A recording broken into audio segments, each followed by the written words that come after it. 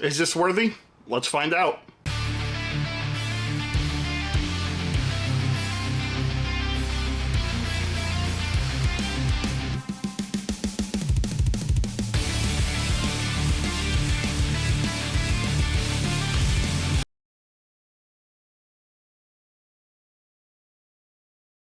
What's going on, everybody, and welcome back to the channel. Today I've got another Marvel Legends review for you. Today we'll be reviewing Thor from Marvel's Ragnarok. So we'll be taking a look at what's inside the box, the packaging, all that other good stuff. You guys know how this review goes. So let's go ahead, let's get over to the light box, and let's see what we got. Guys, and here it is in the light box. As you guys can see, we got the Legends series logo at the top. We got the Marvel, the Thor logo. We got Ragnarok. We got, you guys can see the hammer, the hand, the portrait, the robotic face kind of torn in half. He's got the robotic hand. And then the one thing I'm super excited about is that spinning hammer effect that is in the box. That thing is really cool. You can see we got a really cool picture on the side of Thor. And on the back, we've got another really cool graphic of Thor. We've got a little story on there. It says, using a lock of the missing Thor's hair, Tony Stark created a cybernetic doppelganger of the Thunder God called Ragnarok. This would prove disastrous when the cyborg betrayed the mighty Avengers. Sounds like a cool story if you ask me. And then we got another image of Thor on the side. And so other than that, let's go ahead, let's get this cracked open, and let's see what's inside the box. All right, guys, and here are the accessories that come with it. So as we can see, we've got an extra left hand right here, and you guys can see they did a really good job on the veining right there. I think that's a really cool feature. The fingernails look pretty good. Obviously, this pegs in, so there'll definitely be some articulation and pivoting with the hand once we get this on the figure. There is already a left hand that comes with the figure that already has a skin that's peeled back, and you can see the robotic skeleton underneath. We have Thor's hammer right here, and of course it's got that cool text on there. He who possesses this hammer possesses the power that is Thor. So that's really cool right there, and you guys can see all the little weathering on the hammer and everything, the weathering, the wear, the tear. It's got the cool leather strap look to it, got the leather strap hanging off of it so we can wrap it around his wrist. And then we've also got this Thor portrait. So on the figure itself, there is another one that's a portrait that comes with the figure already that has the skin pulled back so you can see like a half robotic face. But this one has red eyes because, like we said, this is a robot that Tony Stark created. So the wings on there, pretty cool detail on that.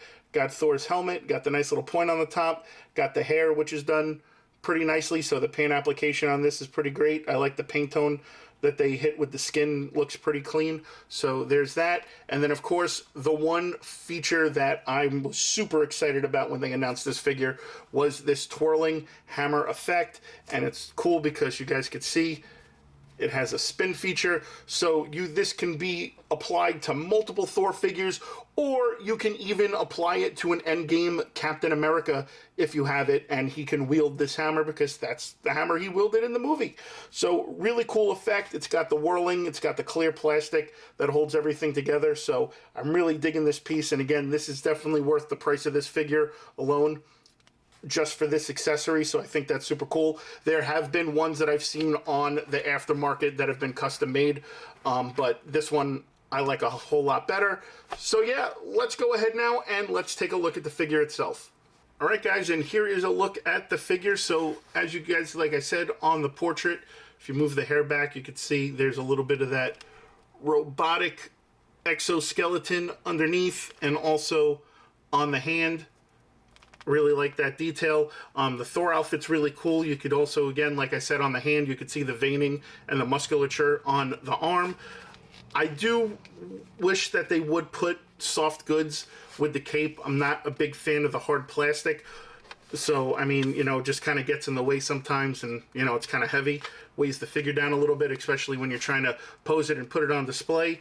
But other than that, I think it's really cool. The paint looked like they did a really good job on. Other than that, I don't see really a whole lot of issues with it. So let's go ahead and get into the articulation. The arm goes back really far. Got double jointed elbows. Obviously, like I told you before, we got some pivoting in the wrist. As far as torso crunch goes, there's a little, not a whole lot, and then going back, there's not so much.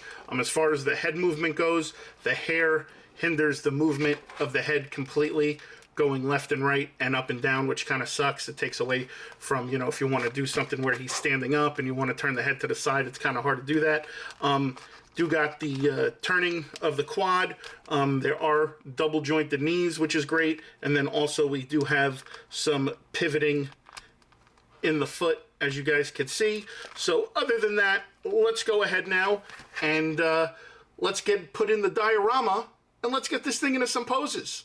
Guys, and I wanted to bring in a little fun for some size comparison. So we have the Marvel Legends of 40th Anniversary Edition Hulk right next to Ragnarok. So obviously you can see Hulk is a lot bigger than Thor, as he should be, but pretty cool. But now really what I want to do is do some awesome figure photography. I hope you guys enjoyed the last slideshow that I did, so I'm going to do another one right now for you guys.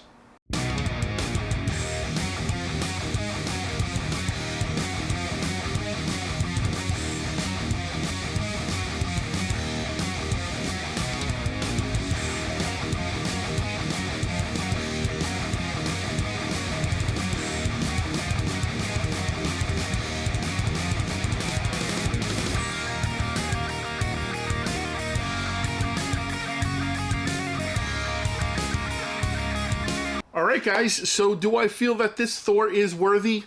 Meh. The only thing I really like about it is the spinning hammer effect. Like I said, I think that's really cool, especially if you have a Captain America from Endgame. That would be something definitely I would purchase this just to use for that.